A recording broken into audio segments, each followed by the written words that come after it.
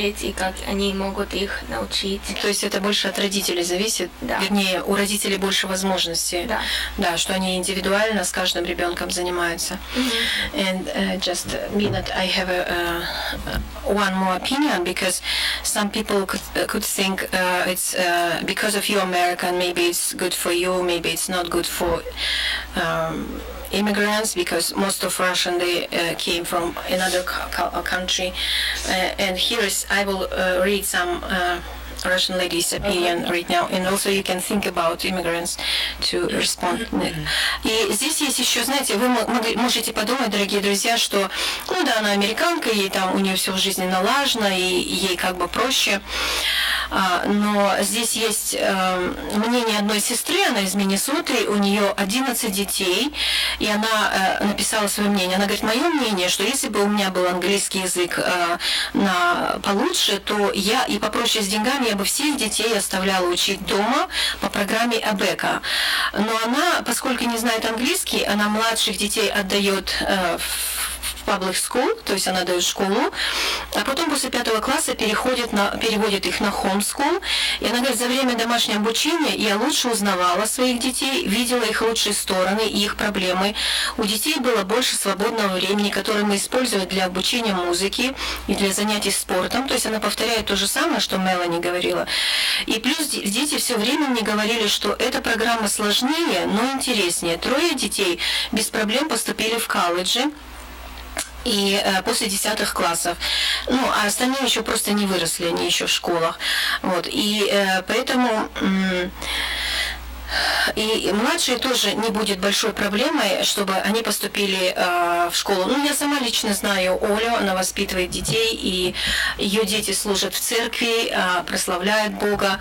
Конечно, они живут довольно скромно, они не позволяют себе какие-то дорогие курорты или какие-то дорогие поездки или вещи. Они все свое время, свою энергию вкладывают в детей, чтобы сохранить их от зла. И еще один вопрос к Мелани вот такой. Ну, как мы сказали о плюсах школы, а может ли она сказать о минусах, которые бы ее дети могли иметь, и не только ее, вообще дети, в общем, могли иметь в public school? Yeah. We talked about the pros of homeschooling, but what are some of the cons of public schooling? I think that anytime you give your child to someone else to educate, you will have consequences of them educating something that you don't believe in. And while there is a place for that, and I don't ever tell anybody you have to homeschool, I think that if you are a believer and you are prayerfully considering educational options, you have options. And if you feel led that the Lord is leading you to a certain option, don't say no. Окей. Она говорит, что когда ты отдаешь своего ребенка, чтобы кто-то другой его обучал, ты должен быть готов к тому, что обязательно будут какие-то последствия. Ну, потому что это не ты сам обучаешь, да? Ну, чему угодно могут сейчас научить, во-первых. Во-вторых, она говорит, я никогда не говорю кому-то, вот все ты должен делать homeschool со своим ребенком.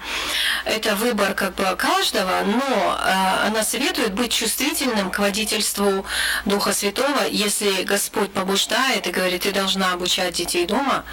Ну, как бы не бойтесь, берите и обучайте сами.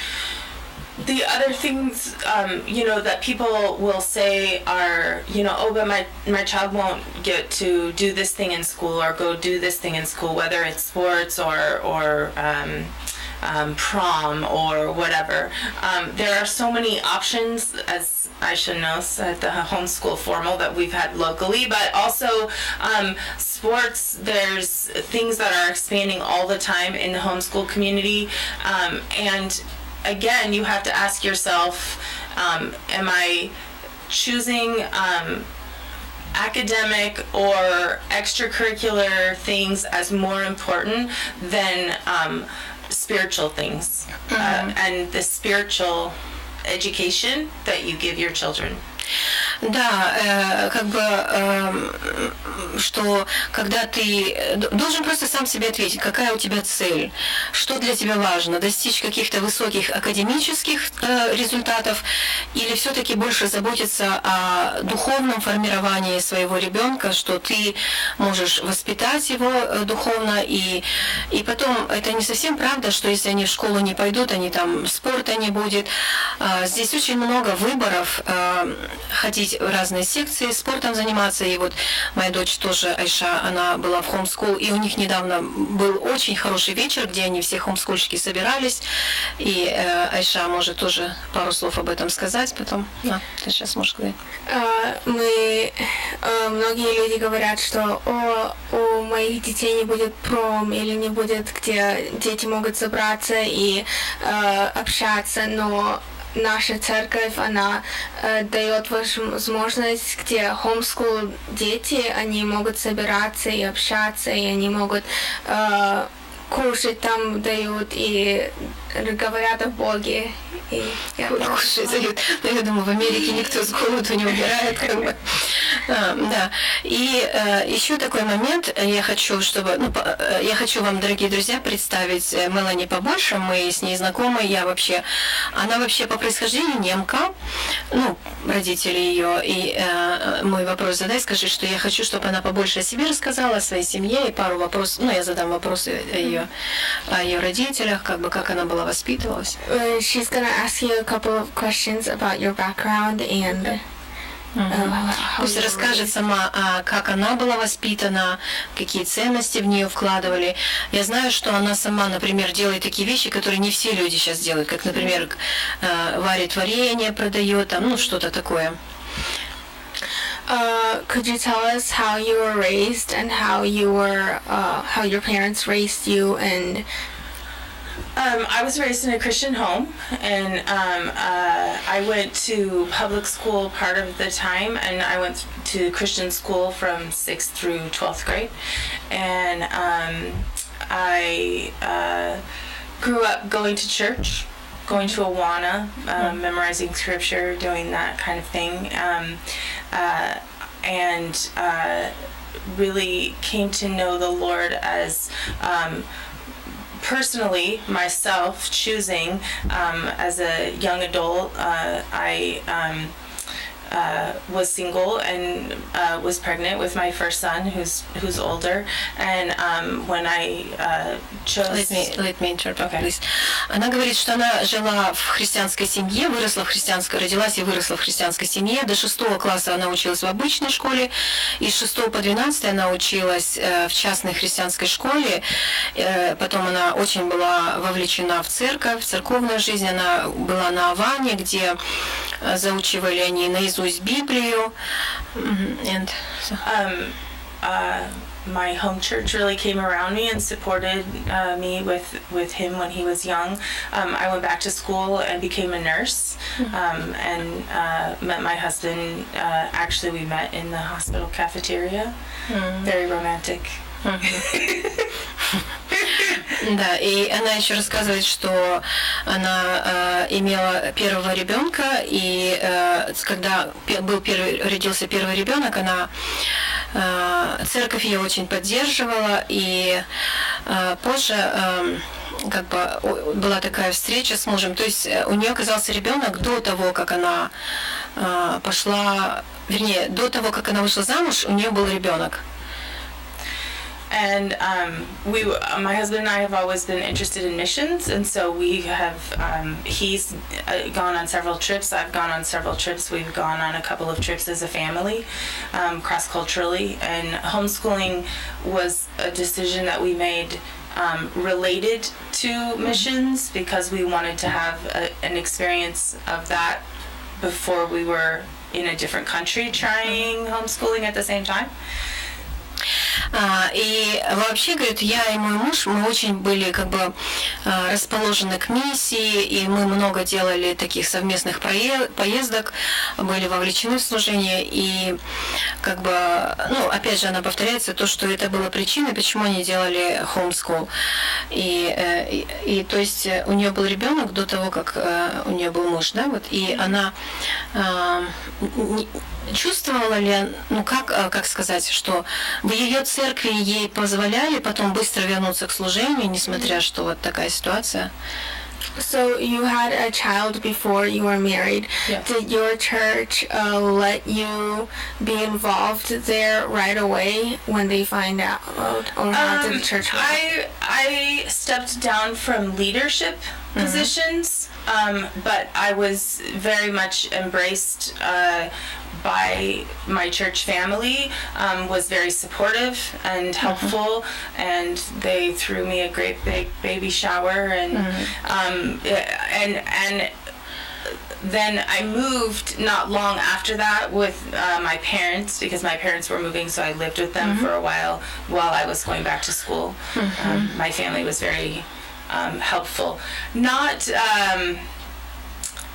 То есть ее никто не осуждал? I mean, I was well aware of the consequences of my own sin. No, I mean, I have to interpret because we have a couple more minutes. Sure. It is very important because я хочу подчеркнуть, что несмотря на то, что она оступилась в тот момент, посмотрите, как важно было то, что ее церковь поддержала. Вот, например, я сама только сейчас здесь в студии первый раз слышу, что у нее был ребенок до брака, но церковь ее не осудила. Она говорит, что я отошла от лидерства на какое-то время, но все равно церковь делала для меня бэби-шауэр, они приняли то, что она родила ребенка, от нее не отвернулись.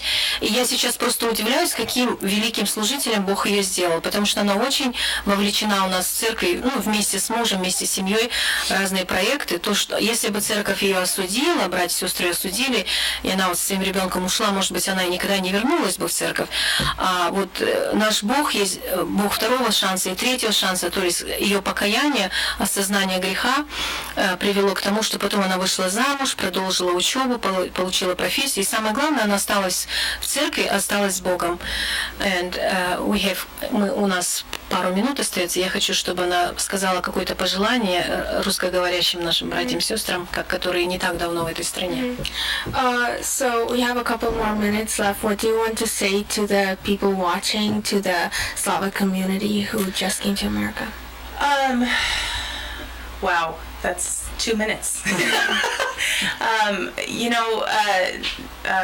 Your choices are, especially when it comes to homeschooling, when it comes to parenting, you have a lot of choices, and God calls us to take that seriously. Да, то, что касается обучать детей, и вообще дети – это большой дар от Бога.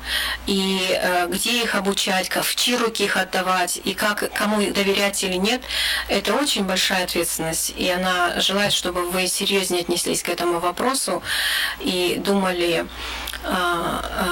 стоит доверять в школе, где учат их эволюции, где учат равным правам в сексе и учат много чему наша Библия не учит. Вы должны быть очень ответственны. И я, в свою очередь, хочу поблагодарить Мелани за то, что она нашла время. Сейчас она готовит своего сына в миссионерскую поездку вместе с нами на Украину. И что нашла время. И у нас очень сейчас такое горячее время, мы готовимся. И тем не менее, она пришла к нам в студию, переживая за славян. И то, что она своего сына посылает послужить в Украине, мы очень благодарны за это. We are very thankful that you came to the studio and you spoke today with us, and то, что она посылает сына на миссию, and that you are sending your son off to a mission trip with us to Ukraine and to serve there. Да, и что, несмотря на занятое время, она пришла и поделилась своим мнением. And even though you have a very busy schedule, you still came here and you shared your opinions. И мы желаем тоже всего доброго от всех, от нашей комьюнити, от нашего братьев и сестер наших, всего доброго их семье. And we wish you well from all our brothers and sisters. Thank you for having me. Спасибо большое. До следующей встречи. Божьих благословений вам, воспитания деток, чтобы всех их мы сохранили для Царствия Божьего. Входите тесными вратами, потому что широки врата и пространен путь, ведущий в погибель, и многие идут им. Потому что тесны врата и узок путь, ведущий в жизнь, и немногие находят их. Имеющий уши слышать, да слышит, что Дух говорит церквям.